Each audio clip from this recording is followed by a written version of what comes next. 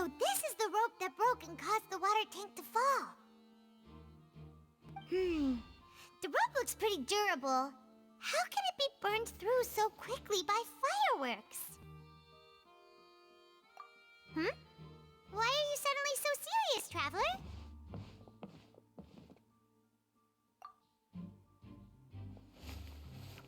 Whoa. Look! This bit is made from different material! Most of it was burned away, but there's still a little bit of it left. Huh.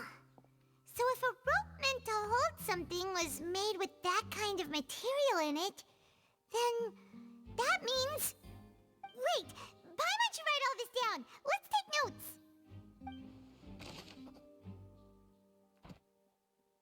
Hello there! What are you investigating? Oh, this location has also been cordoned off because the Magic Troop members are currently considered prime suspects. The investigation team is still collecting evidence. The seats were all booked in advance, so we were able to deduce the missing woman's identity by checking the guest list. Sure, it's not like this is confidential information. We will publish it later anyway when we petition the public to help us find the missing person.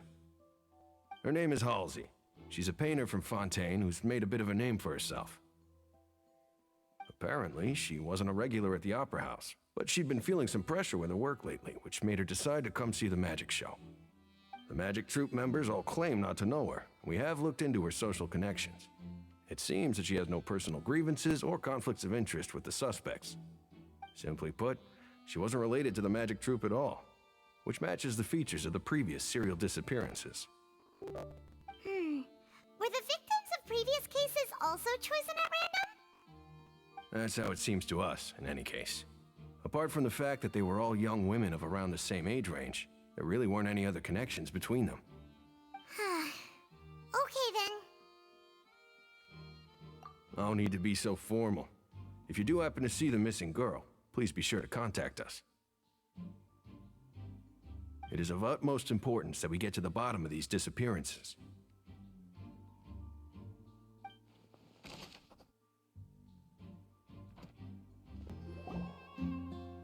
The investigation team has some new findings. Turns out there's an issue with the random number selector after all. See, I told you. What if the machine picked some big guy's seat?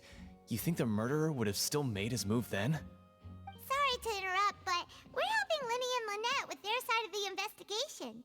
What were you saying about the number selector? There's something wrong with it? You're trying to help them? That'll be a tall order. Linny used the machine to pick a random member of the audience during his performance, right? The lucky girl that later disappeared. Well, we thought there might be a serious problem with the machine, so we had it taken away for further inspection. It turns out that the seat number it picked wasn't random at all. The machine picks that same number every time. I'm sure you already know that you have to make a reservation in advance to get a seat, regardless of whether it's a trial or some performance. In other words, Linny knew who would be sitting where from the very beginning. That much checks out. Linny reserved our seats for us too. Bet you see why I was saying it'd be tough to make a case for Linny. Even though it's bad for Linny's case, Paimon had better write it down.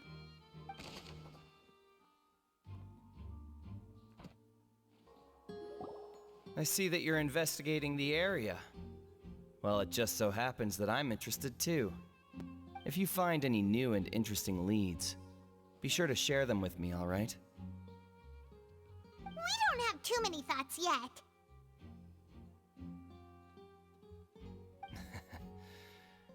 Then why don't I tell you my hypothesis first? The way I see it. And I'll start it with that loud thud. The thud? Oh, you mean the sound that happened during the countdown? Yes, exactly. It wasn't terribly loud, but I suspect that most people heard it. It's just that everyone was awaiting the results of Linny's trick with bated breath, so no one paid it much mind. But now that the incident has happened, the thud has become an important clue. That makes sense. So, what do you make of it? I'm of the opinion that it may have been the sound of Linny's accomplice. Lynette, perhaps. Jumping atop the water tank or something like that. And when the pyrotechnics went off, she cut the rope, sending the water tank crashing down. But wasn't the noise we heard too loud for that? Perhaps the balance wasn't right, leading to a particularly rough landing. Oh, that's true. I suppose I must reconsider. That does remind Paimon, though. What was with that sound?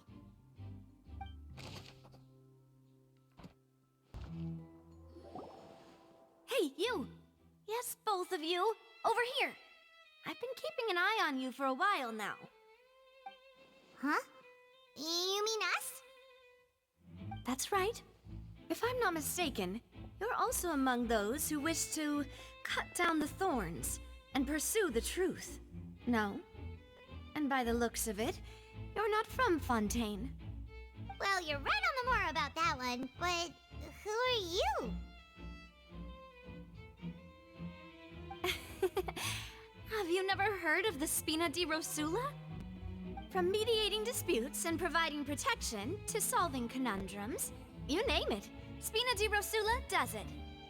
And I, Navia, have the honor of being its renowned president. Though those who play by our rules call me boss. I'm Silver, her attendant. Pleased to meet you. And I'm Melus. Demoiselle's various daily needs and affairs are under my purview. Huh? Boss? Demoiselle? What gives with the names? Well, I am the second generation president.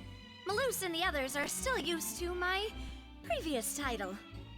My apologies, Demoiselle. Should you prefer, boss, I will endeavor to use that instead. No, no need. You don't have to call me boss. Just Navia is fine. Okay, if you say so.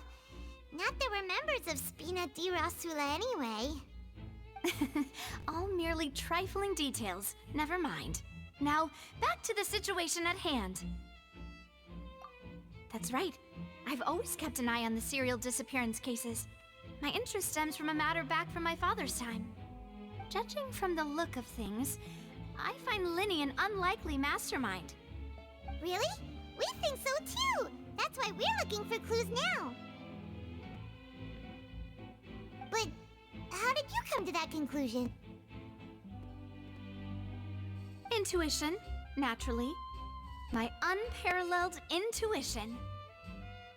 Farina sure was quick to point the finger at Linny without any decisive evidence whatsoever, wasn't she? But that's not uncommon for her. If you remember, the Justice had to interrupt her and ask if she was pressing charges just to keep her from getting carried away. Anyway, a trial begins the moment someone levels charges.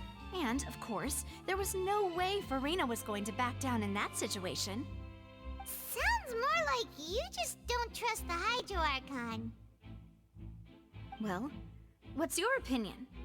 I must admit that she can be interesting at times, but liking her doesn't mean that I'll blindly agree with her. All right, I've answered your question. Now, it's time you answer mine. Wait a minute, did that answer count? Well, I say it does. But don't worry, you won't hear any pointless questions from me. In your opinion, do you think it's right to treat a trial like it's an opera?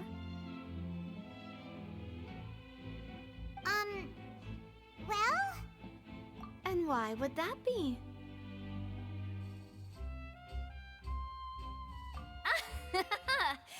See, Silver and Malus? I told you they'd be different.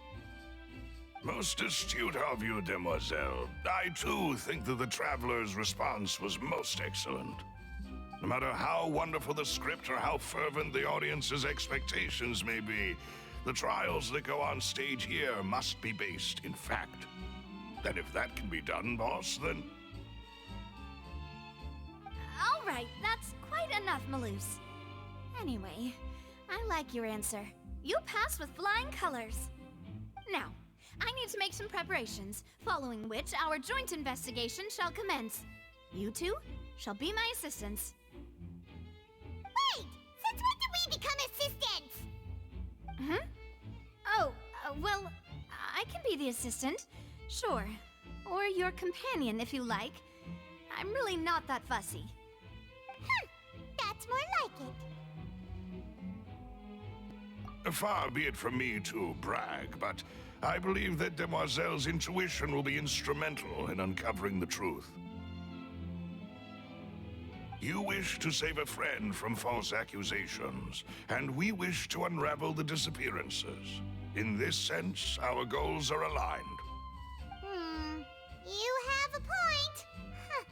You're quite the talker, aren't you, mister? And what about you over there? What do you think? You seem like you've got something on your mind. I have nothing to add. Oh, alrighty then. We'll be making some preparations first. Just be sure to let us know if they start revealing Linny's tricks. Thanks! Sorry, but no one can freely enter or exit the Opera House at the moment. If you wish to leave, you must register your identity with us first. No, we're not leaving.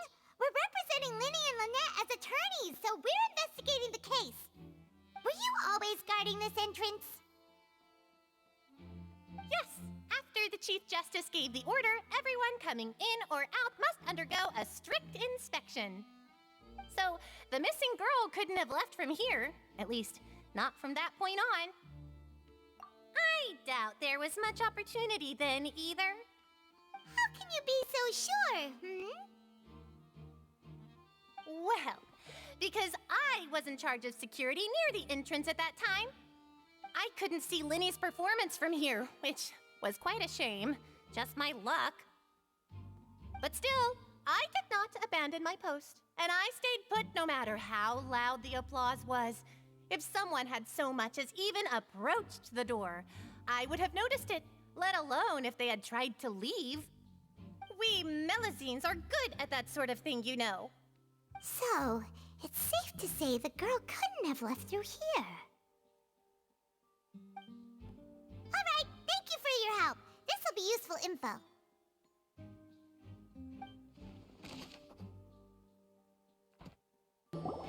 Understood. Then I will be going with you. Just so you're aware, I will be monitoring your actions and making notes as necessary.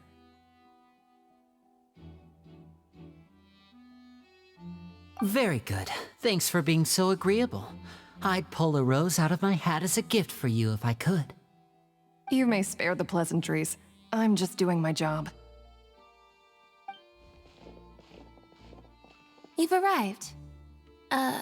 Who's this? Me? I'm Spina di Rosula's guardian angel. If you've got a problem, I've got the firepower. Sorry, I got a little carried away there. Call me Navia. I'm a partner of theirs, and will be helping investigate this whole situation. And these are my companions. Would you mind if they join as well? Fine by me. Oh, new helpers? I would be most grateful. Well, let's just say we're tagging along. It's not every day you get to see the secrets behind magic performed on such a large scale. I appreciate your kind interest. Come with me. We'll be heading below stage. Huh? Below stage? Yes, a world of secrets is hidden beneath this magic box, prepared specifically for this switcheroo trick. But before I reveal everything, you should have a look first. Notice anything strange here?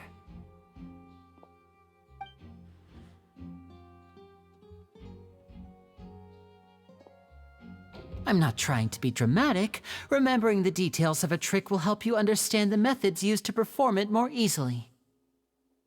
Huh. Weren't there balloons and other decorations here? Where did all that go? Ah, good eye. That said, you're still far from discovering the answer. The back? You mean the inside of the door? What's different about it? Paimon didn't notice anything. Very good indeed. I thought you might not be able to catch that, given that you were sitting in the first row. The back of this door was patterned. Those patterns are now gone, replaced by a smooth wooden board. So, if you put 2 and 2 together, what do you get? Exactly. All right, let's go. I'll tell you how it works as we head down.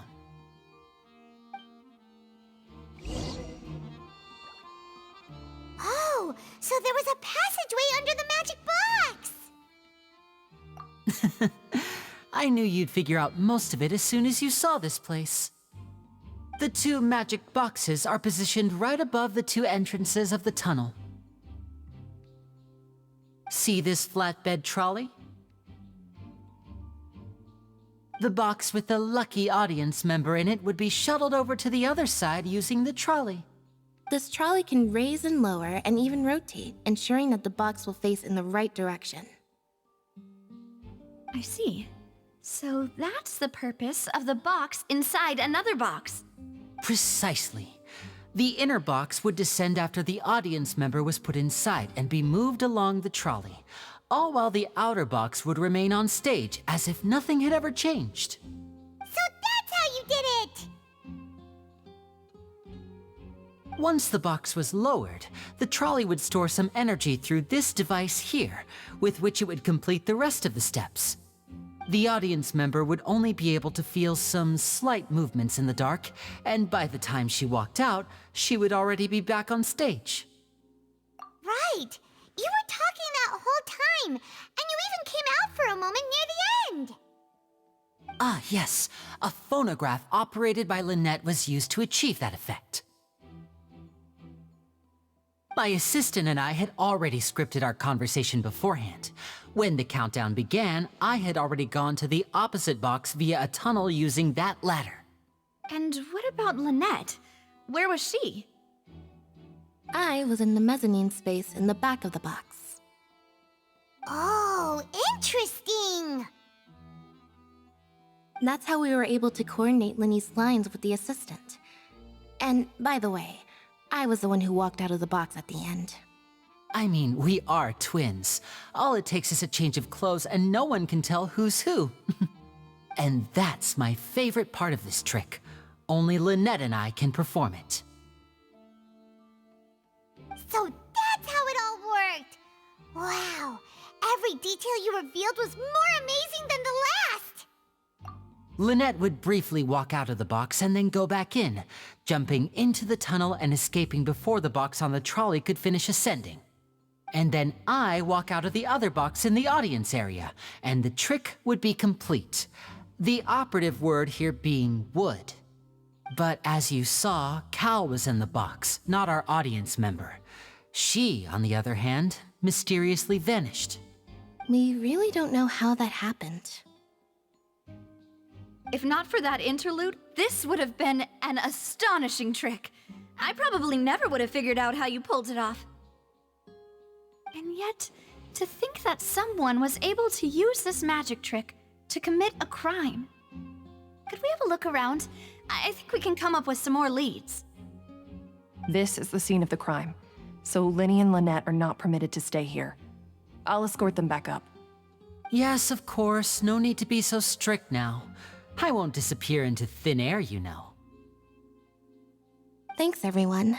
We're counting on you.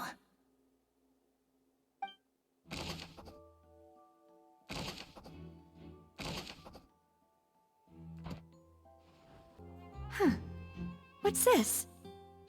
Looks like a hook tied to the end of a rope. Huh? There's all kinds of odds and ends here. Perhaps it was a prop for a different trick. But why would it have been left here? Whatever it is, let's make a note of it first.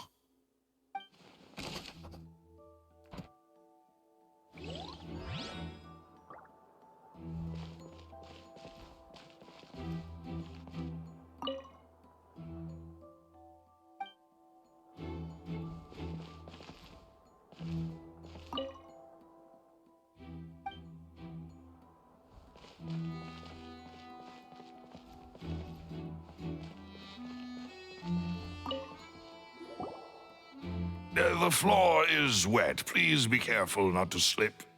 Speaking of which, why would there be water here? Oh, Paimon knows! It's one of those tricks where you pour water into a jug and then flip the jug over only for the water to disappear? And here's a broken vase. Huh. Did the trolley knock it down while moving? That can't be. The trolley moves along tracks from start to finish. It couldn't have hit the vase at this distance. Let's note this down too and think about it later.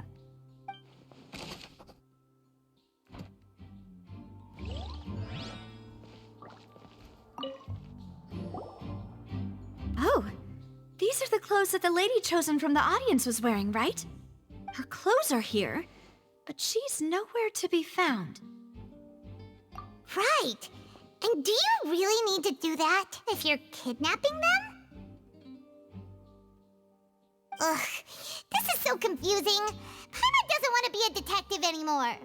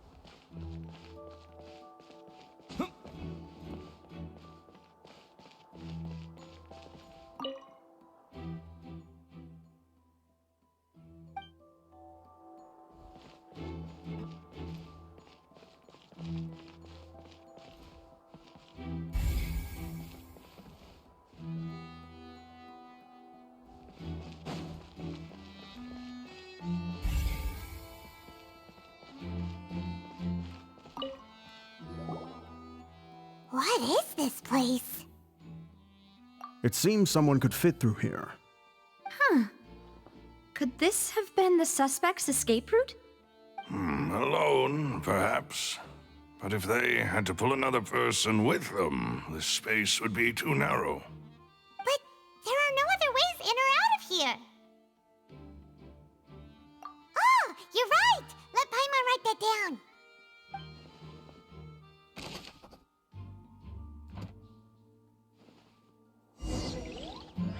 Seems we're just about done investigating down here. Yes. Well, we've ascertained the state of the crime scene. Let's find a place to sort out our findings once Malus returns. It seems to me that there are several things that don't add up here. Apologies for the wait, demoiselle. So, what did the guards say? Did the criminal escape through the vent? They believe the odds of that are very low, since the vent leads to the Opera House's basement. The guards have checked the area carefully. No one left through the basement during the performance or after the incident, and no one was found hiding there. So the tunnels become like a secret chamber then! You know, like the kind you usually see in novels. The plot thickens. Halsey's disappearance and Cowell's death are both quite inexplicable. No wonder Farina was so confident in her accusation. All the current evidence points toward Linny and Lynette. In other words, the charges are very likely to be upheld unless we make some considerable progress. Charges and then trial. So if the charges are upheld, they'll announce a sentence? That's right. This is how a trial goes in the Opera House. During the proceedings, the Chief Justice and the oratrice will hear statements from both sides. That's right. This is how indemnitium is produced. The statements from both sides, the defenses from attorneys, witness testimonies, and even the audience's emotions will all be projected on the oratrice. To put it simply, it's as if the oratrice has its own will and is a judge in its own right. This also precludes any kind of favoritism on the part of the Chief Justice. Not that this has ever happened anyway. Once both sides have finished speaking, the Chief Justice will make his final decision. This, too, will be used by the Oratrice as a reference. Then, finally, the Oratrice will be consulted by officials. The result it returns is the will of justice itself. Huh? So that machine is the one that actually decides? Paimon thought Neverlet called the shots. In practice, there is very little difference. Both have always come to the same judgment, which is why people have great faith in the Chief Justice. Ah, yes, the guards also asked me to convey that none of us will be allowed to leave this place before the trial. Huh? Why? Because we've chosen to act as the twins' proxies. That makes us persons related to the case. They're concerned that we might be colluding with outside parties, or that we might find outside help to disrupt the case. And even if that were not so, it could prove problematic if we happen to spread key information about the case ahead of time. I'm ready to break out at any time. Whoa, whoa! There's no need for that! Paimon thinks they have a point. That said, are they providing food? Of course. I just hope you don't mind the lack of options. I'm afraid that catering to all tastes is not in the cards, nor is any guarantee of balanced nutrition. In that case, let's just sort out our findings together here. Pity. I was hoping to take you to try some of Fontaine's famous desserts, too. I mean, what better way to properly think through our findings than over some tea and sweets? Huh. Breaking out suddenly doesn't seem like such a bad idea after all. Just kidding, just kidding. Paimon will still do her best, even if there are no snacks. What do you mean, no snacks? Of course we'll have snacks. If we cannot buy some, then we'll simply make some. Huh? Here? But how? Understood, Demoiselle. Everyone, please come with me.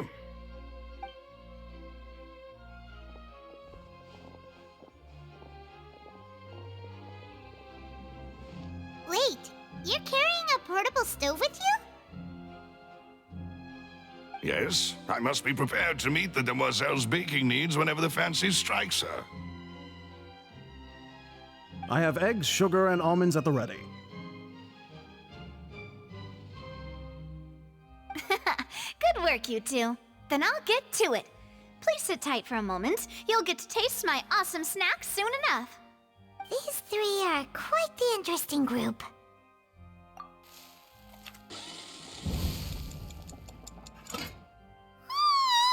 And Paimon thought it smelled good while it was still in the oven! Oh, it's even better now.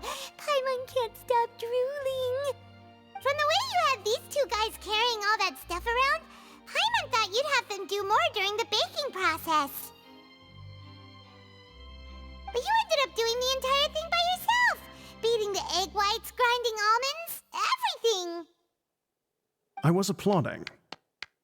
And I was giving encouraging smiles. Paimon was just thinking, aren't you worried about getting your fancy dress dirty beating egg whites and baking like this? Well, I don't think it's carved in stone anywhere that fancy ladies can only read books, sip tea, ride horses, and play the piano. I just really enjoy making snacks. Don't underestimate beating egg whites, by the way. It's a real arm workout. You also need to beat them to just the right consistency, or your macarons will crack. Anyway, give these a try, fresh out of the oven. There's 3 for each of us. Only 3? Well, eating too many sweet treats might send all that sugar to your head. You wouldn't be able to think clearly about the case on a sugar rush, would you? Tea is ready to be served as well. This is Demoiselle's favorite, strong black tea with a floral fragrance that clears the mind and lifts the spirit. No need for concern. I'm merely doing as I should.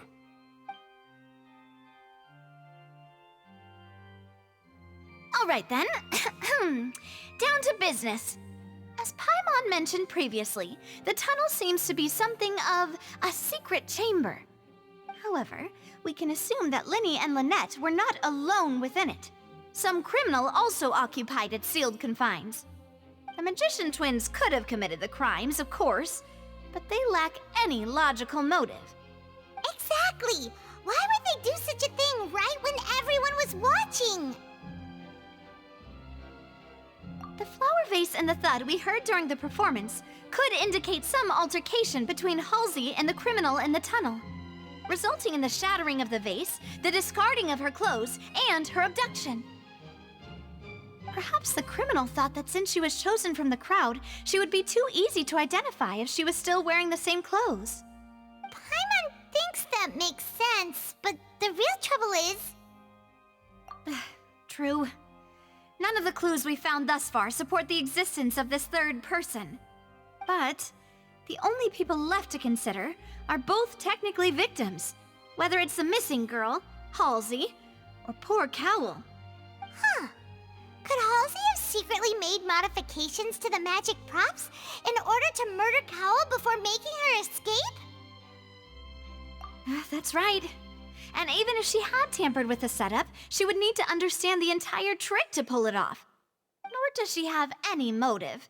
The guard said that she has never had any dealings with the Magic Troop's members. Were we not thorough enough in our search? From the sound of things, this is turning into an impossible case. Your macarons are amazing, though, Navia. They smell great! They're nice and crisp and super sweet. They are my specialty, after all. And I see you've already had 5 of them. What?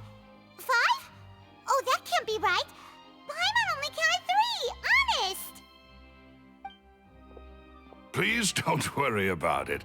At my age, a few less sweets might actually be a good thing. No. Being greedy is one thing, but Paimon knows how to count. Besides, Paimon knows that if she ate too many, then others wouldn't have enough. Wait, even you don't believe Paimon? How could you? If Paimon ate those 2 extra macarons, then may they turn into stone in her stomach! All right, we get it. Well, I suppose one of us might have gotten too engrossed in our chat and eaten them by mistake. No big deal. Maloose, set up the stove again if you would. Huh? What are you doing? Making sure everyone gets 3 macarons, of course. Exactly. We don't want to trouble you. As you wish, demoiselle. And I have the egg, sugar, and almonds. Well, this really is your hobby, huh?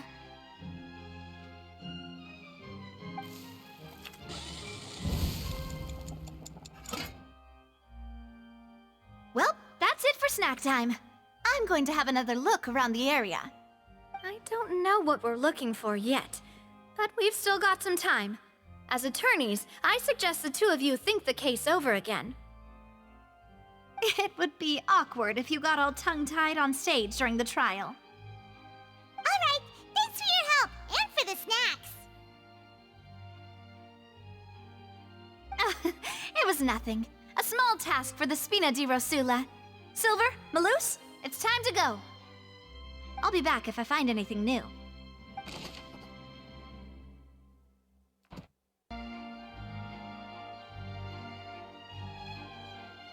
What do we do? The whole situation is so confusing. Good plan. Impossible things don't just happen. We'll get to the truth one way or another. Just relax. Even if everyone else suspects Lenny and Lynette, at least we will be supporting them from the stands. Besides, I doubt Farina understands any more about what happened than we do. Thanks, Navia. Well, we'll be going then. Best of luck to you.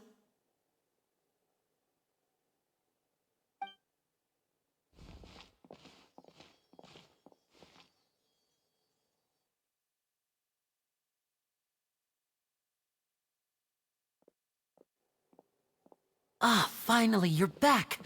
Well, how did your investigation go? To be honest, might be disappointed. No. We're already very grateful that you were willing to help. Well, now, don't you all look disappointed. Don't tell me that your investigation came up empty-handed. That was to be expected, of course. The guilty can never produce proof of their innocence. But don't let that stop you. I shall be terribly disappointed should you, my most anticipated foe, concede so easily. Since both parties are present, I declare that the trial regarding the magic show incident is now in session. Firstly, in order for the audience to understand the causes and results of the incident, could we please have Mr. Linney explain the trick? Yes, of course. I will explain while Lynette demonstrates on stage. All the necessary items have been prepared.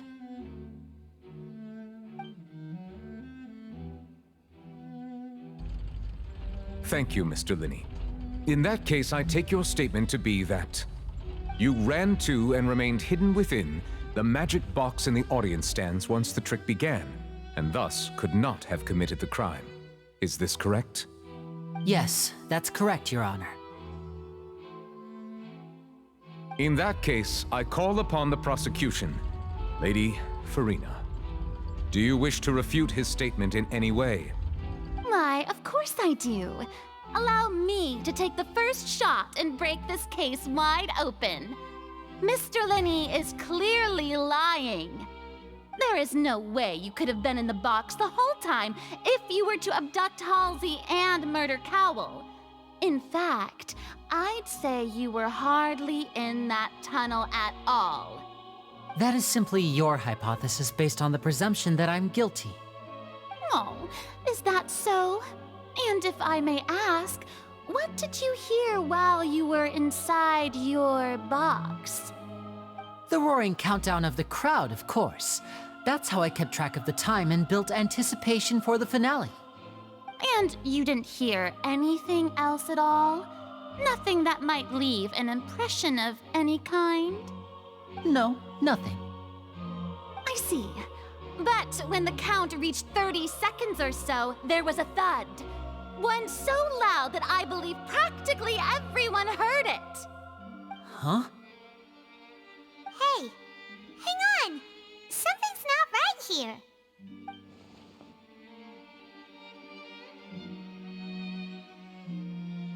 Yeah, I'm sure he could have heard a noise that loud from inside the box. I was right by the box, and I definitely heard the thud.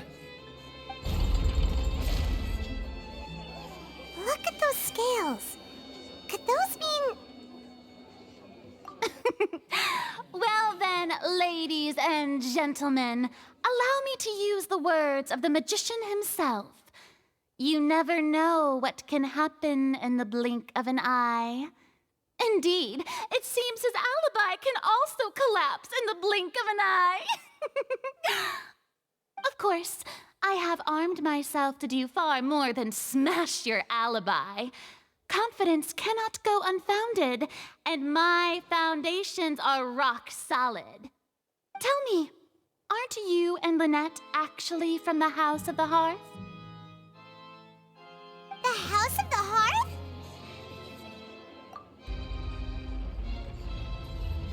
No wonder they did something like this.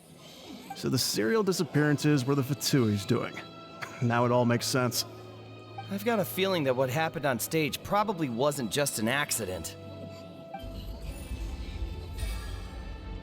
That's irrelevant. Our identities have nothing to do with what happened. Indeed. Then perhaps you could tell us everything that happened during that 1 minute. Your first priority is to prove yourself innocent, after all. I'm sure there is little that needs to be kept secret now. Unless your script already has holes in it. The Outlander is speechless. My, oh my, don't they look flabbergasted? Now comes the infighting and discord, I suppose. This was almost too easy. Good thing I made all those preparations. Seems the all-nighter I pulled last night is really paying off. Hey, Linny! Why didn't you tell us this before?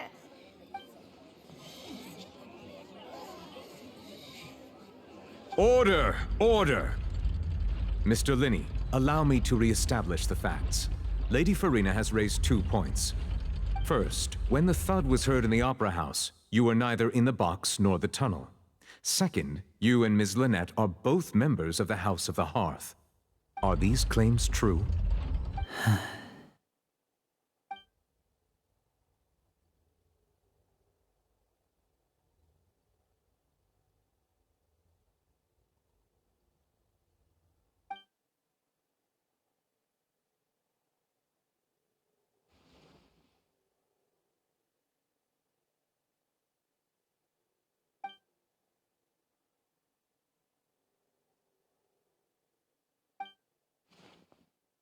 Please answer my question, Mr. Linney.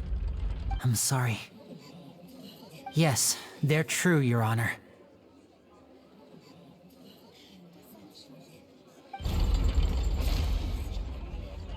I knew it! Well, that's it. We might as well move on to the sentencing already. What should we do now? Granted. In that case, what is your request? Is that really necessary? They're already as good as guilty. The defendant deceived their own attorneys. What is there left to discuss? Order! Order, I say! Your request is reasonable, and we shall adjourn. This trial will reconvene in 1 hour. So you would stick to Mr. Linney's defense even after knowing what you do now? You certainly have more professionalism than I thought. In that case, my dear audience, let's allow the joy of victory to steep for a little while longer.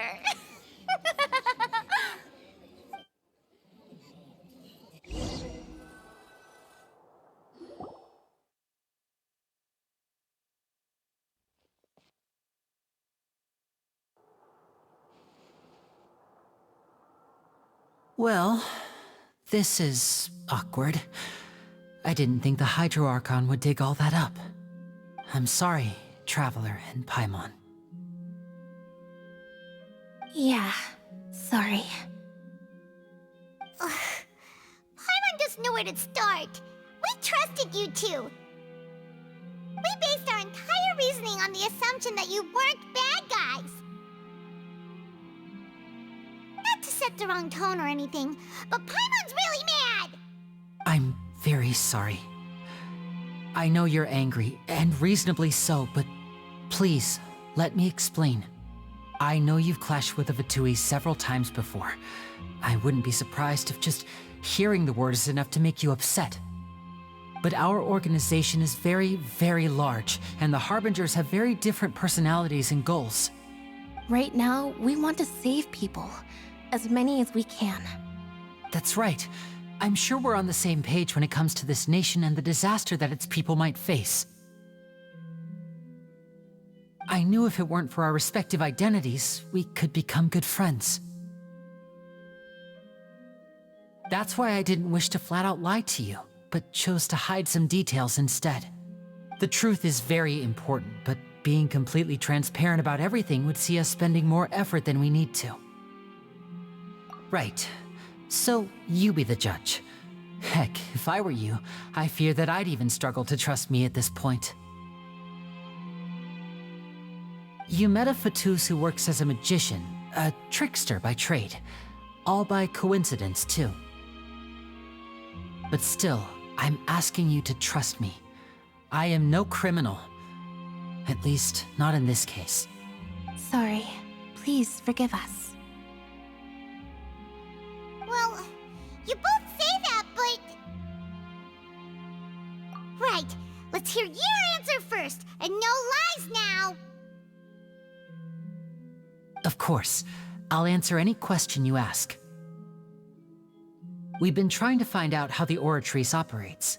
We want to know why it has a consciousness. Why can it deliver sentences accurately? During our investigations, we learned that the machine's core is beneath it. From that moment on, Lynette and I have been designing this box swap trick with the objective of getting close to the core. Is that why you needed a whole minute? That's right. In truth, the audience would take about 75 seconds to count down from 60, while I would only need 15 to get to the opposite box. So, after jumping into the tunnel, I accessed the Opera House basement via the vent, and went to investigate the room in which the core is stored. That air vent was created during the construction of the tunnel specifically to execute this step. Well, nothing. As soon as I reached that room and was about to investigate, I heard someone's voice. Which should have been impossible, of course. I was quite certain that I was the only one in the room. That voice seemed to recognize me and tried to speak to me. I chose to err on the side of caution and retreated the way I came. On the way back, I saw the broken vase and the clothes on the ground, but the countdown was almost finished, so there wasn't time to give it any thought. After that, the homicide occurred just as you saw. Well, that explains why you didn't hear the thud. Because of that prophecy I told you about, of course. We must know all we can about this nation's secrets in order to deal with that prophesized crisis. That's the only way we can save everyone. So, there you have it. The whole truth. I swear, I didn't hide anything from you this time. It was never my wish to proceed under this cloud of mistrust either. But like I said earlier, you can be the judge. If you want to leave because you don't trust the Fatui, there's nothing I can do to stop you. Well, Traveler, you decide. Paimon will follow your lead however you choose.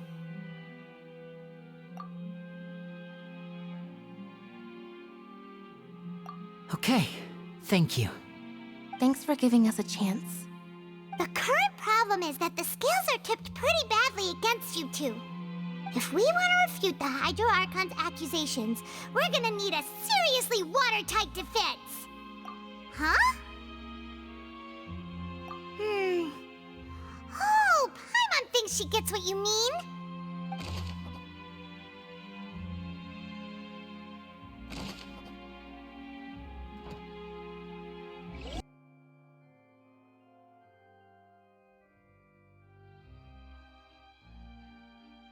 Both parties have returned to their positions. Let us continue the trial. When last we left off, Mr. Linney acknowledged the new evidence presented by Lady Farina as fact.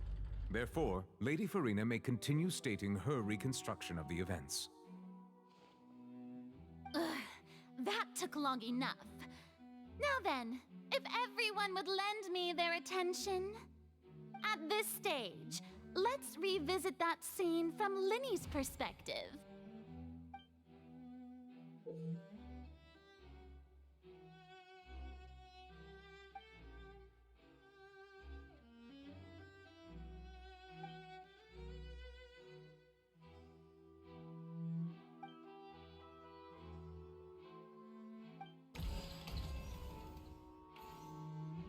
As the countdown began, he entered the tunnel. When the flatbed trolley passed, he opened the box and got into an altercation with Halsey, which caused the loud thud. He did not realize that this sound could be heard by everyone in the Opera House, which is why he claimed earlier that he could not hear the sound. Finally, he used the vase to knock her out, before making her change clothes to prevent others from recognizing her. At this time, Cowell arrived in the tunnel, having heard that strange noise, and caught Linney red-handed. So Linney proceeded to knock him out too before stuffing him into that box. Afterward, Linney passed the unconscious Halsey to his accomplice through the magic box in the audience stands, before operating the devices such that Cowell's death would be ruled an accident. And there you have it. That's the truth behind what happened. Does the defendant's side have any objections to Lady Farina's description of the events? The key to refuting Lady Farina is the order of events, what Linny experienced, and what he saw.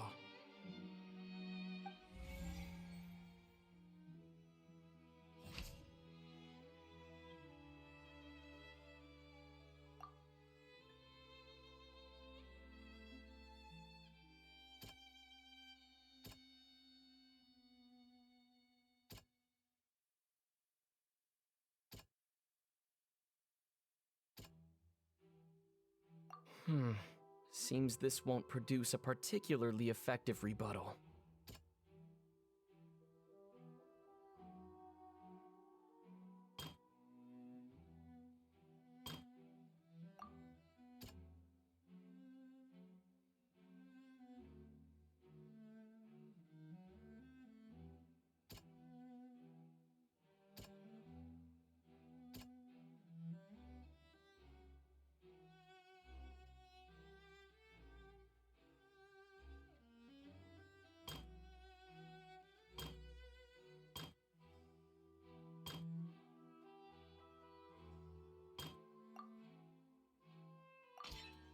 According to Linny, he left via the vent after entering the tunnel.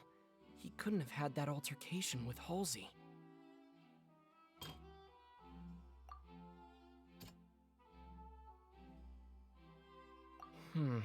Seems this won't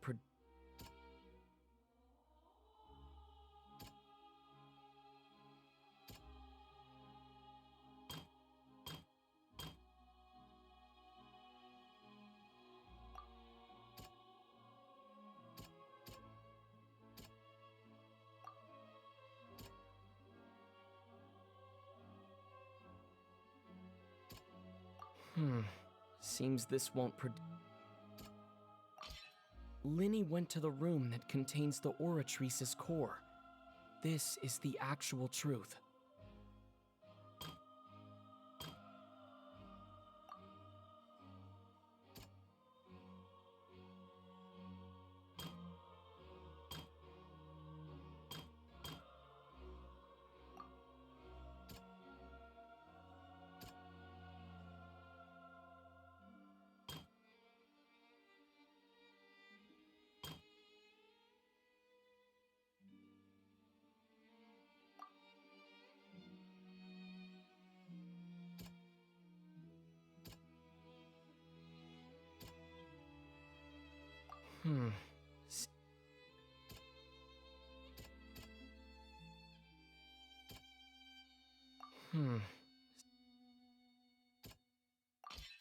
Linny did not take part in the underground altercation. He only witnessed traces of the aftermath. Attention! Ace Detective Paimon has something to say! When the countdown started, Linny did indeed go into the tunnel. But he immediately used a vent to access the Opera House basement, which is where the underground core of the Oratrice is stored. Once he reached that area, he heard a voice in what should have been an empty room. Since he felt something was amiss, he returned immediately. The crime scene had already developed by the time he reached the tunnel again, and in order to complete the magic trick, he did not remain there for any length of time. Finally, he reached the surface, and that was when the accident happened from his point of view. Therefore, he's innocent!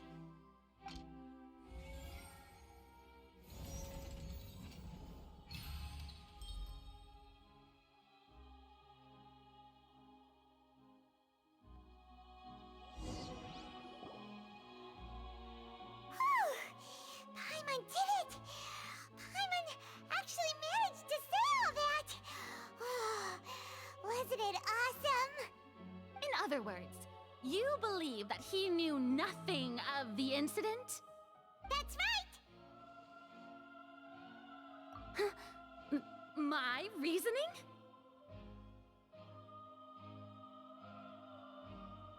If that's the case, then if Cowell hadn't entered the tunnel, who was the entire setup meant to kill?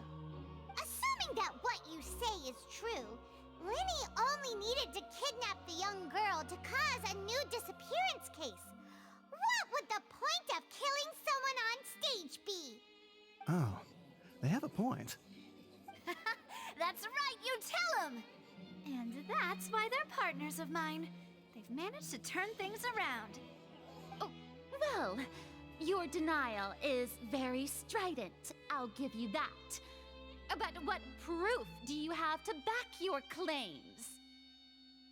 Of course I do. If he had been in the magic box the whole time, how could he have not heard that sound? Why do you ask? You're saying that he wasn't?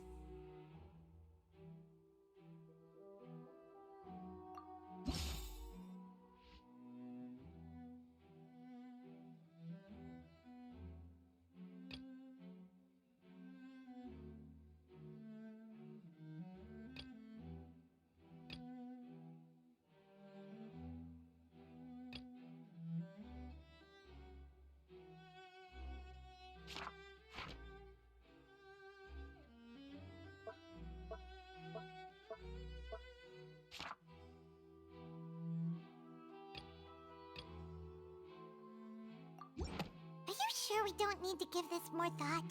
Paimon thinks there's something off here.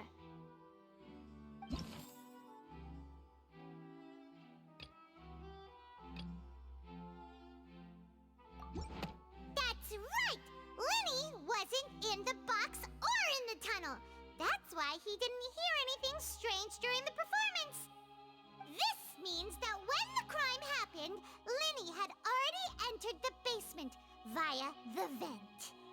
The same clue you used to disprove his alibi has now become the best proof! How do you like that? Well played. To think you'd use such logic. Well then, if it wasn't Linny who committed the crimes, then who was it?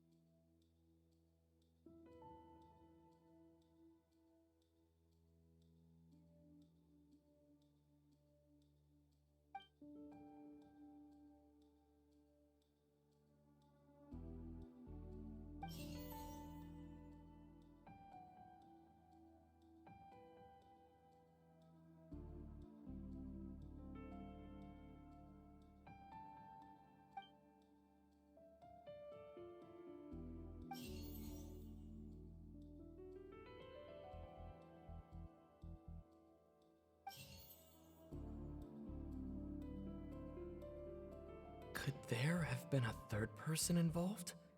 Is that really a possibility? The deceased's name is Cowell, Linny's assistant. He would have been able to tamper with the equipment.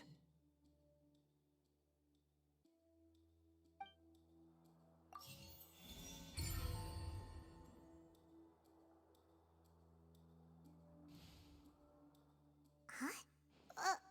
That can't be right. Are you serious?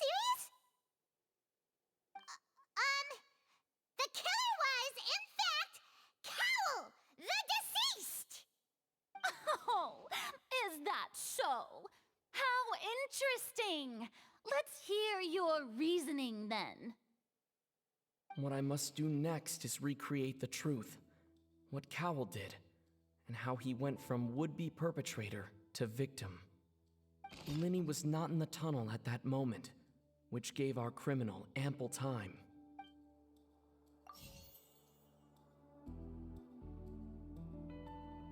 No one entered or left the Opera House through its entrances, so where would the criminal have wanted to take Halsey?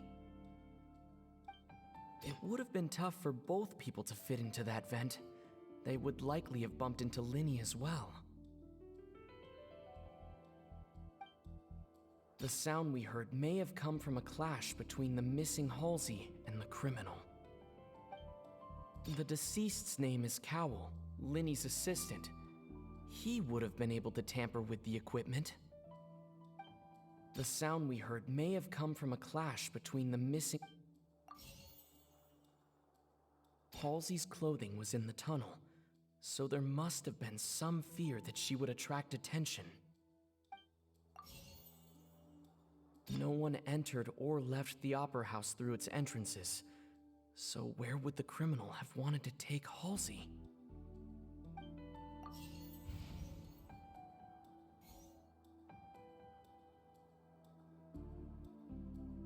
It would have been tough for both people to fit into that vent. They would likely have bumped into Linny as well.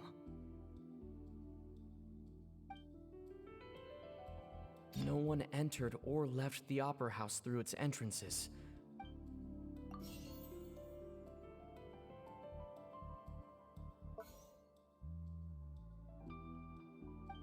No one entered or left the Opera House through its entrances.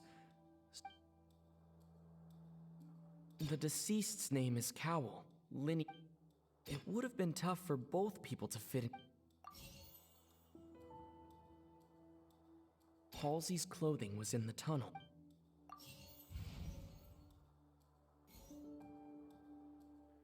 No one entered or left the Opera House through it. The deceased's name is Cowell.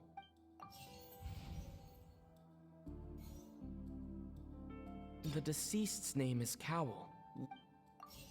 It would have been tough for both people to...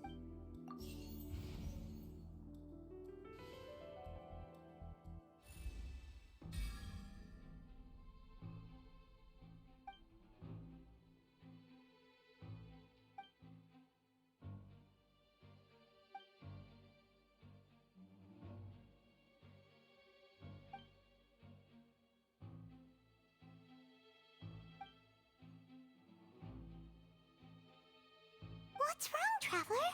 Are you still having trouble figuring things out? I see how it is. So this was all just a bluff. And here I thought you had something to show for it. But it seems you're still far from the truth. Look, since we're at a dead end, why not consider a different track? Just like the trick as it transpired, the end result must have been utterly different from the magician's initial design. If only we knew how Halsey disappeared. Well, that would be nice, but the tunnel only has 3 exits, and none of them seem very likely. And it's not like this is a magic trick where you can just make a real live person disappear. You know, like you did from that water tank, Lynette.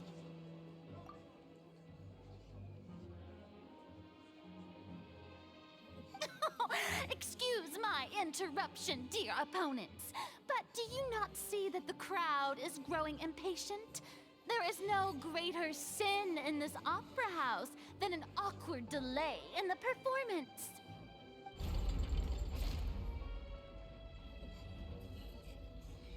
If the defense is unable to make further effective arguments, we will move on to the next stage of the trial.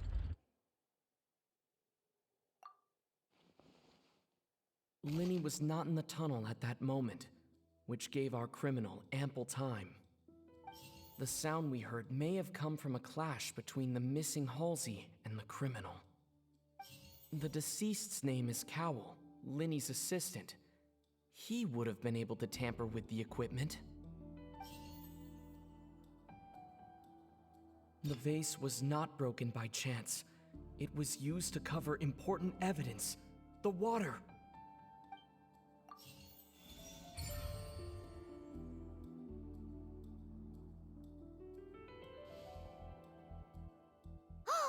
Paimon gets it! It all comes together if Halsey disappeared instead of being kidnapped. Lynette escaped from the water tank, vanishing gradually and leaving only clothes behind. If there's a similar method where a person could be transformed into water... Oh, just a moment, please. I do hope you know how preposterous you sound at the moment. How could a person ever be transformed into water? This is reality we're talking about here, not some magic trick. Must we really? I should think that of anyone. Your friend Linny already knows this truth very well. Magic tricks are ultimately just illusions and misdirection. But Halsey's disappearance is very real. We're talking about two completely different things. Even so, I trust the Traveler's judgment. The truth must be out there somewhere. Perhaps some new line of reasoning may open if we try to gather all the focal points that don't make sense. Since Cal was the deceased, we haven't placed much attention on him. But given that we aren't making much progress with the case, it wouldn't hurt to have a look at his belongings, would it? People really do come up with all sorts of harebrained schemes when at the end of their rope. The way I see it, your suggestion that we broaden the scope of our investigation is nothing but a tactic for stalling the trial. Nevertheless, I believe that this is a reasonable request on the part of an attorney. Since the trial does indeed appear to be at an impasse, I believe that additional evidence may help us make more progress. Guards, please step into the lounge and examine the personal effects of the deceased Cowell.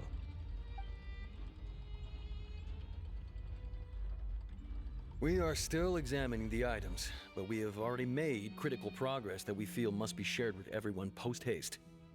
We discovered several test tubes of fluid within Cowell's baggage, each labeled separately.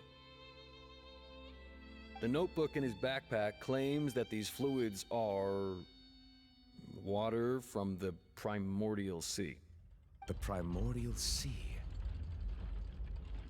The note's contents also indicate that Cowell belonged to an organization that sells illegal drugs and that he had an accomplice.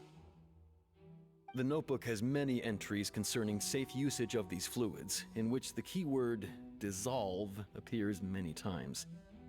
One of these tubes was labeled Opera Epiclese, along with yesterday's date. It is empty. The notes also state that these dissolution properties work exclusively on people from Fontaine. It's likely that Halsey was chosen as some sort of test subject. As such, we believe that the defense's hypothesis is, in fact, supported by sufficient evidence. You've got to be kidding! People dissolving into water? Could something so ridiculous actually be true? Wait a moment. This reminds me of a certain prophecy, but it's just a coincidence, isn't it? Huh. If people can become water, does that mean that the water tank's real use was as a means to hide water stains? And if Cowell was targeting that girl... Wait just a minute. Could that mean... You two, with me, quick! Demoiselle, wait! What about your partners? Let's go. Just trust me. Order! Order!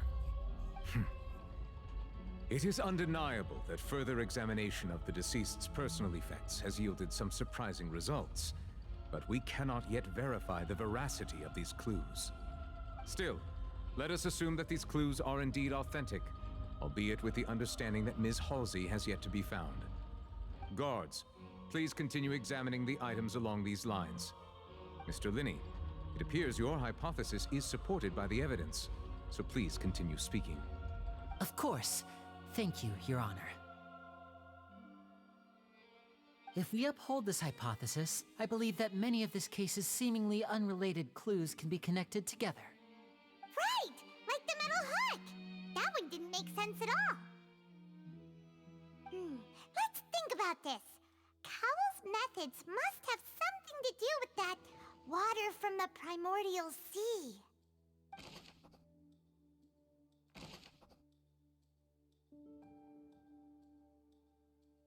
The deceased's name is Cowell, Linny's assistant. He would have been able to tamper with the equipment. Lynette was in the magic box on stage the entire time. Did she have something to do with this? I remember there was something else within the inner layer of that box.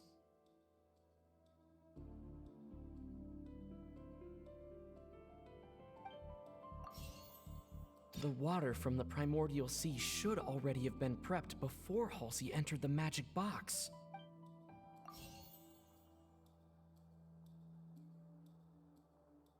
Now it seems like the hook rope was not meant for another magic trick, but was instead...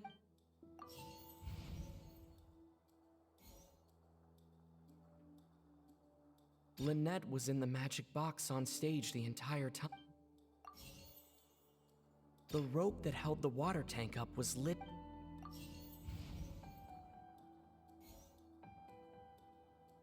Now it seems like the hook rope was... I remember there was something else.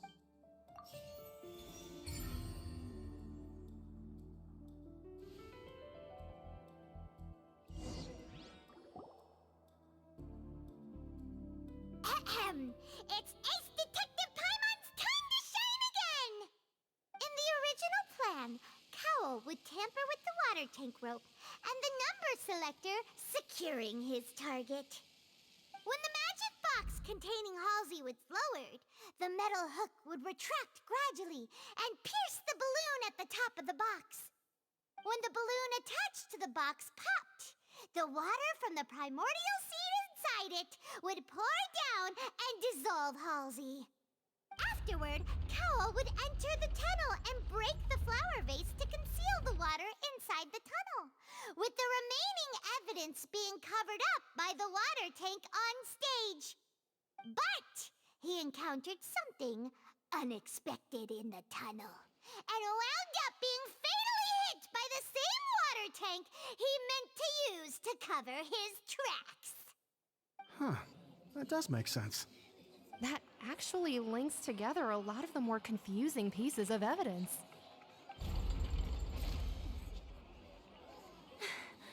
Oh dear, what do I do? Even I think they sound convincing now. Have I falsely accused an innocent person? What a humiliation. Now, it seems like the only point of contention remaining is the exact circumstances that led to Cal's death. His notes mentioned he had an accomplice who could be related to the situation. On that note, the guards have just contacted me indicating that they uncovered new evidence. I shall now invite him on stage to share it with us. Thank you, Your Honor. We were just inspecting the luggage of the other people involved in this case. And we found an identical sample of the water from the primordial sea among Linny's personal effects. What? That can't be. Oh, I see. Well, how wonderfully comedic to have your own counterattack only to come back and wound you.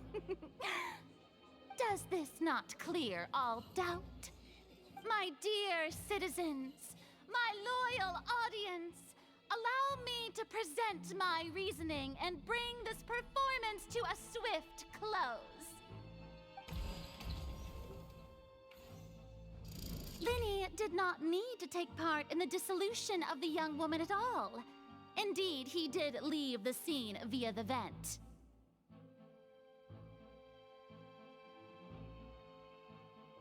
Having made modifications to the props beforehand, his accomplice Cowl then caused Halsey to vanish using the water from the primordial sea. But upon his return, in cruel avarice, Linny desired sole credit and prepared to do away with his partner in crime. Ultimately, he knocked Cowl out, and the tool meant to cover the crime up also became a murder weapon.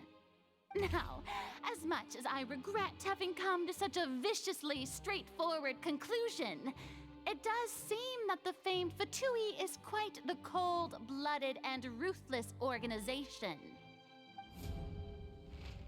Am I right, Mr. Linny? We've used up all the evidence we collected. There's no way for us to make a rebuttal here. Is this the end of the road?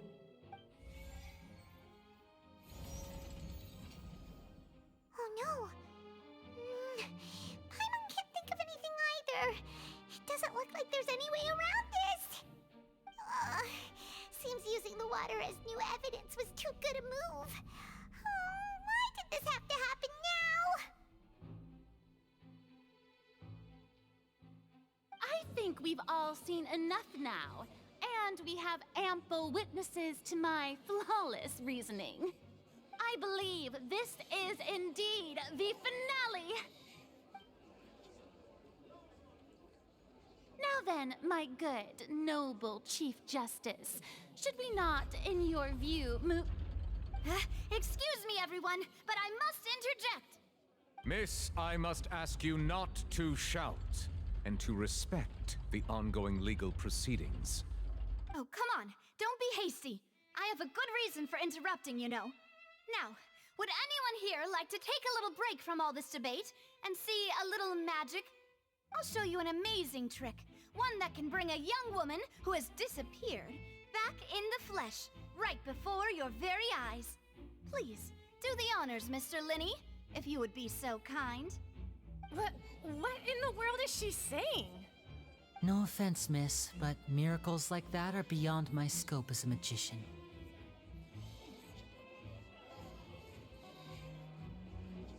Come on now, don't be silly. Magic is all about misdirection, isn't it? It often conceals the truth while presenting a fascinating illusion. But once everyone believes the illusion, can't magic reveal the truth to them once again? And wouldn't such a trick be the most marvelous finale to today's performance? Come on, Lenny and Lynette. Give it another go. Don't worry. Spina di Rasula has made the necessary arrangements on your behalf. But as the magic makers and stars of the show, I think I should leave the final performance to you. I understand.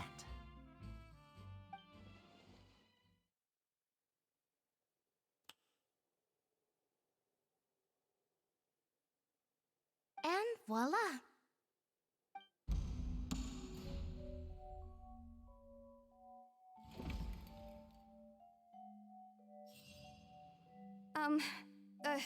Sorry for the interruption. Wait, isn't that Halsey? So the whole thing about people dissolving wasn't true after all? To be clear, I'm only here because this person told me that if I testified, the merit of doing so would lessen my sentence. I was hiding outside this room listening to the proceedings because I was afraid that I would be the one put on trial. I was just feeling happy that no one had noticed me, and then before I knew it, she caught me. That'll teach you to underestimate us three. Where should I begin? I'm sorry. I'm the one who killed Cowell. I admit it. What? Why? Firstly, my name isn't Halsey. It's Lillian, and I'm originally from Mondstadt. I heard that Linny's show was gonna be a real thriller, but I missed the chance to buy a ticket, so I stole one. That's how I make a living. I steal stuff here and there, and I'd never been caught before. But I was noticed at the harbor a few days ago, and I barely got away. Linny was the one who caught me in the act. Hey, no wonder you look familiar. So you were the thief. Liddy even mentioned that you were pretty skilled. Well, and I thought that would have been the end of it, but then the number selector chose me. He even mentioned the Fortress of Meripede. That's a prison, isn't it? So you can imagine how shocked I was. I thought he was onto me for sure. So I played along with the show while looking for an opening to flee, but then I got water poured on me for no reason, and then someone jumped into the tunnel to nab me. I wasn't going to take that lying down, so I knocked him out and stuffed him into the box. There was nowhere to run from there, though, so I had to change my clothes and hide in a box containing performance costumes. I slipped out after the first guard arrived at the scene and continued hiding inside the opera house. Can a person even hide in there? But I swear I didn't know that the water tank would fall down. Really, I swear it. Had I known that, I wouldn't have put him in the magic box. I may be a thief, but I'm no killer. Well, that makes everything pretty clear now, doesn't it? This time, We need to tell the entire story from Lily-Ann's perspective.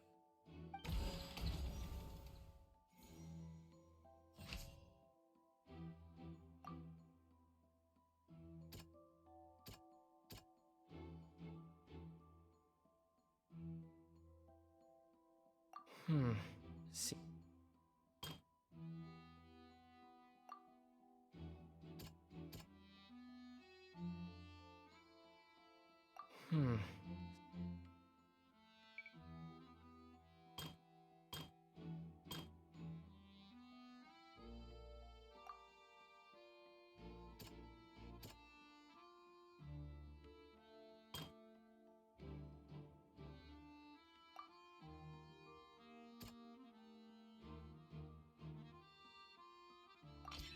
Lily-Ann was afraid that she would be recognized if she left, so she changed clothes and hid, biding her time.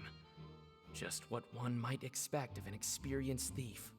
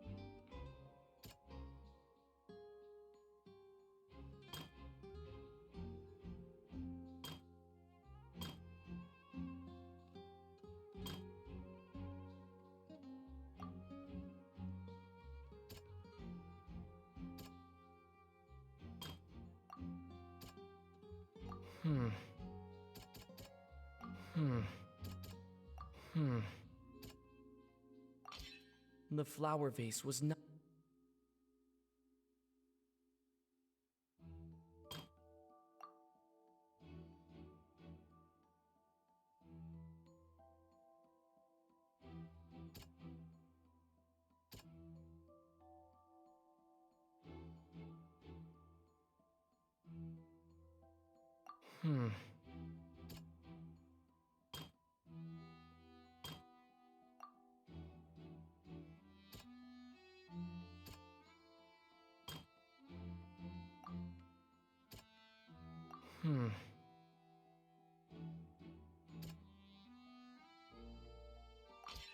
The strange sound wasn't from a fight.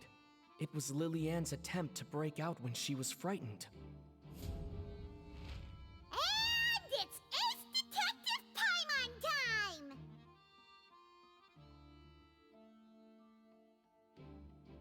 Having been selected out of the blue, Lily-Ann panicked. Her panic only intensified after she entered the tunnel and had water poured on her head. So she kicked the door open, producing the thud we all heard. Hearing the commotion, Cowell leapt into the tunnel, only to discover that Lily-Ann had not dissolved. He did not know that Lily-Ann was not from Fontaine, but was a thief who made her way in by stealing a ticket. Mistakenly believing that the water from the primordial sea needed time to take effect, he tried to force Lily-Ann back into the box. The two broke the flower vase during the struggle, but Lily-Ann came out on top, knocking Cowell out and putting him in the box. With no way of escaping, she changed her clothes and hid in the costume trunk until the performance ended.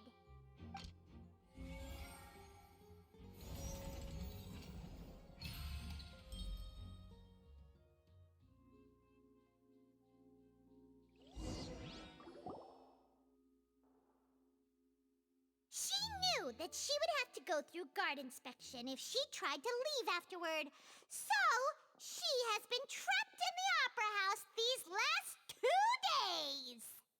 She had already become desperately hungry by the time we were chatting over macarons. So, she swiped 2 of them right under our noses. Talk about a sneaky thief. At this point, all the events that happened in the tunnel have now come to light. Ah, so that's the whole story. Bravo!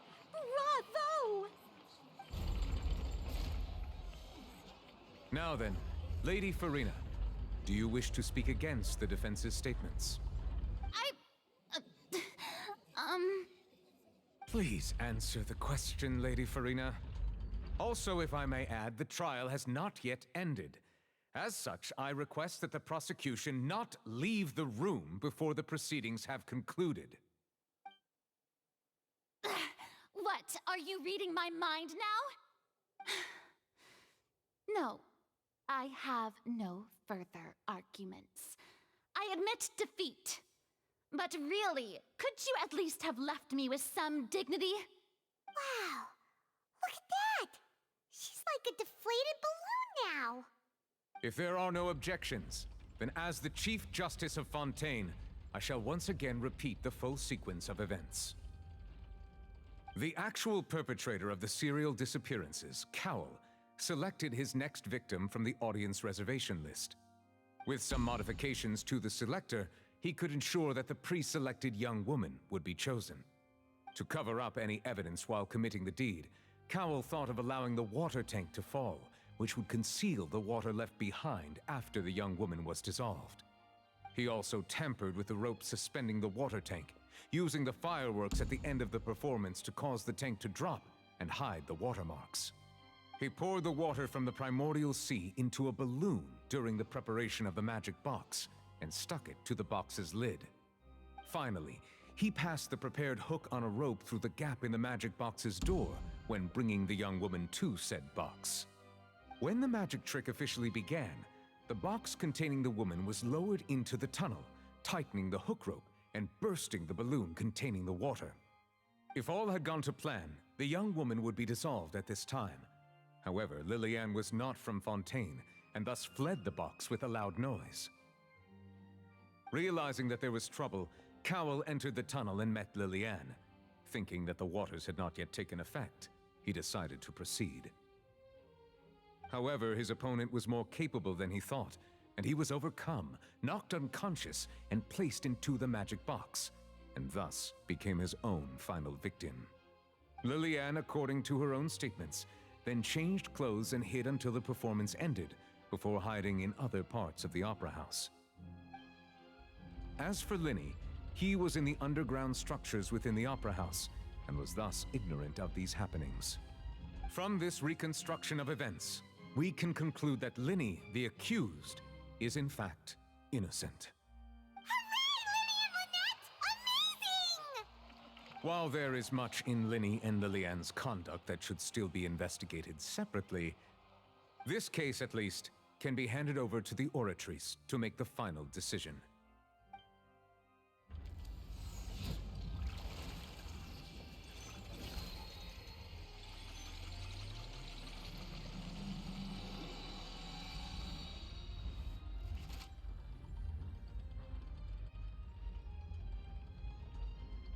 As such, Linny and Lynette are officially declared not guilty.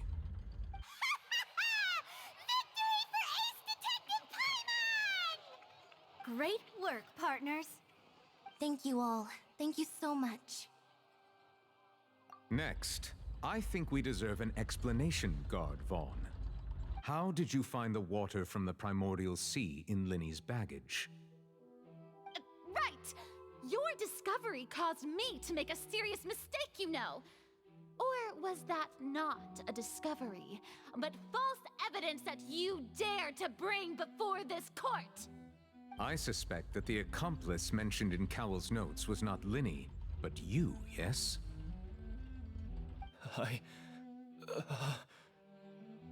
I'm sure you know what you must do to lessen your sentence. Speak quickly! Unless you want to earn yourself a one-way ticket to Coupon Town. I was just following orders. We were supposed to place blame for the serial disappearances onto Linny, and thus cause suspicion to fall on the Fatui. The higher-ups said this was the best opportunity to do so. And now that your plan has fallen through, and the secrets of the water have been revealed, you have become a liability to said higher-ups, yes? Therefore, you would be wise to tell everything you know, and seek the protection of the guards. Yes, I'll tell you everything I know. Our boss discovered that the water can cause people to dissolve. It can also be made into a potion, which, when extremely diluted, can cause people to experience unforgettable exhilaration. We've been in this business for a while now, and have made decent more off it. The disappearances were also the boss's idea. I mean, this is the boss we're talking about. The...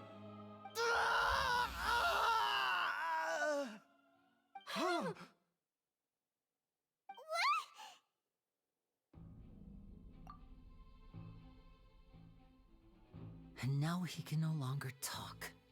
Such ruthlessness. I shouldn't have expected any less of them. An outrageous act. All present, please submit to inspection immediately.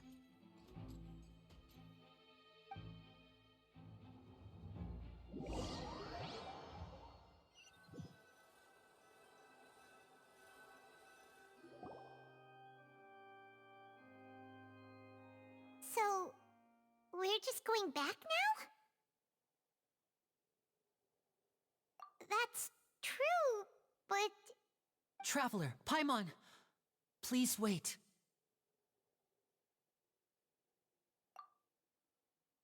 Lenny...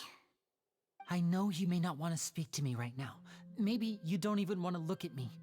But still, let me thank you again for defending me to the end, even after you learned that I'm a member of the Fatui. I guess. But regardless, I'd like the opportunity to set things straight. I didn't approach you with any ulterior motives or ill intent. I've spoken to you as myself, just plain Linny this entire time. As for why I'm a Fatus, it's because the goals of the House of the Hearth align with those of an orphan like me. That's all. That was how Father, who you might know as the Knave, approached recruiting us back then too. The Knave? The one who controls the House of the Hearth? She's your father? That's right. And since we're here, I was wondering, would you mind hearing a story? It's about my past.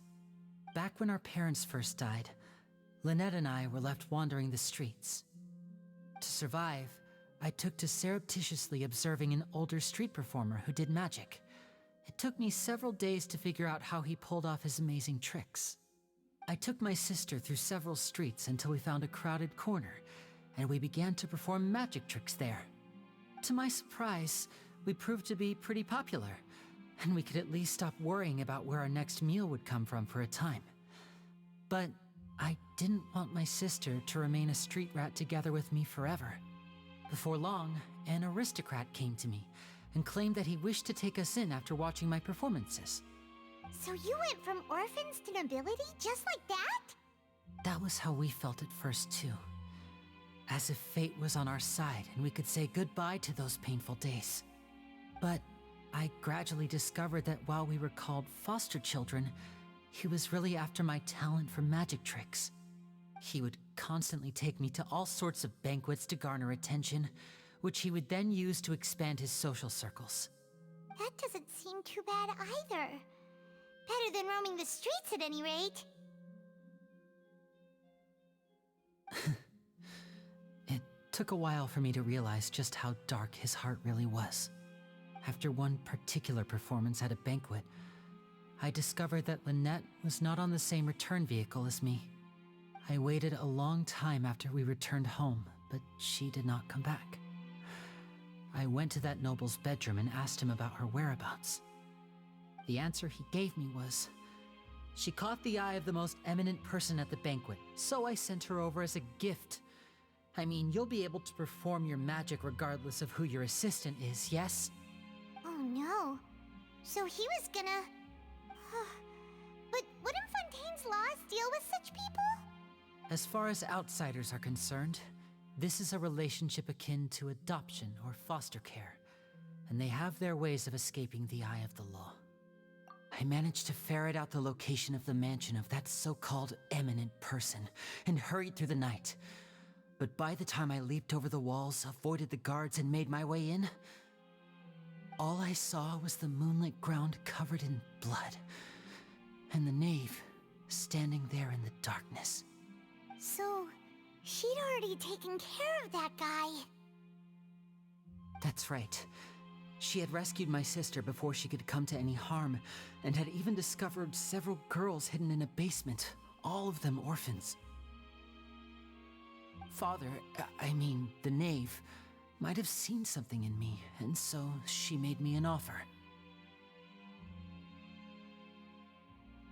The House of the Hearth welcomes you, for your interests align with ours. Here, none will ever betray you. Indeed, betrayal shall never be permitted here. I was hesitant to trust her. I mean, I had just been betrayed by nobles. But she was also quick to destroy the noble who had taken us in at first, giving us back our freedom. Oh, so that's how the two of you joined the House of the Hearth. She has her own plans. She has gained permission from the Tsaritsa to first use the Gnosis's power once she obtains it. She plans to use it to find a way to break the prophecy and save Fontaine. So, she believes in that prophecy too? That's right. The whole House of the Hearth is currently working to combat that crisis.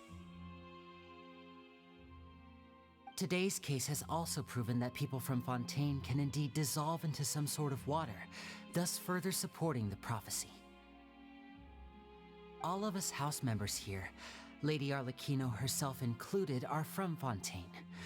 We won't give up on defending our homeland. To us orphans, the only connection we have left to this world, apart from our family, is our homeland.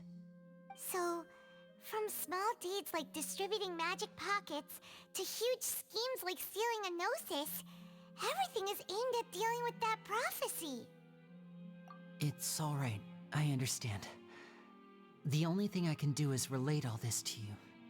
I just hope you can understand that even as a member of the House, I have never stopped making my own decisions, and that I believe what I'm doing is right.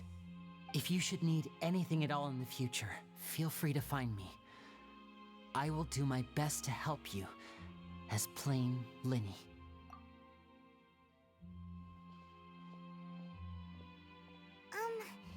Bye, Linny!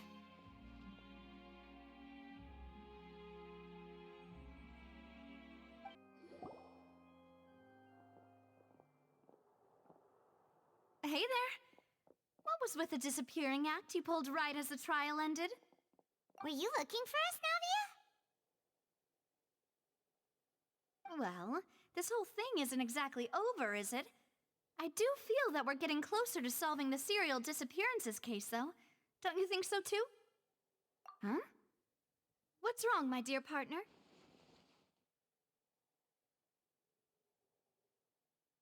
Besides, are you sure we're the ones who can crack a case that's been cold for decades now?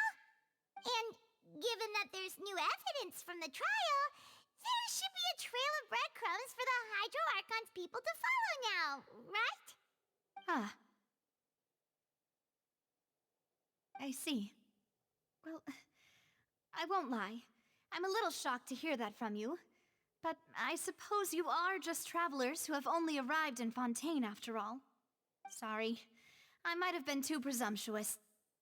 Don't say that, Navia. Ah, and we were having so much fun investigating with you, too.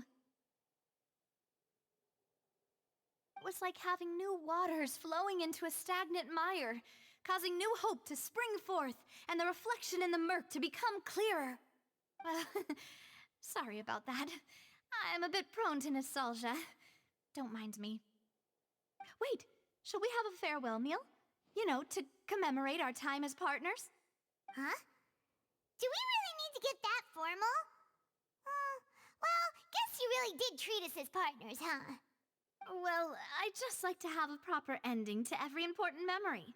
That way there are no regrets later. Anyway, it would just be a meal, so it shouldn't take up too much of your time. You don't have to twist Paimon's arm. If Boss Navia's treating, count Paimon in! Oh, wonderful. In that case, why don't we return to the court of Fontaine and head to the Hotel de Boer? I believe we'll make it just in time for dinner.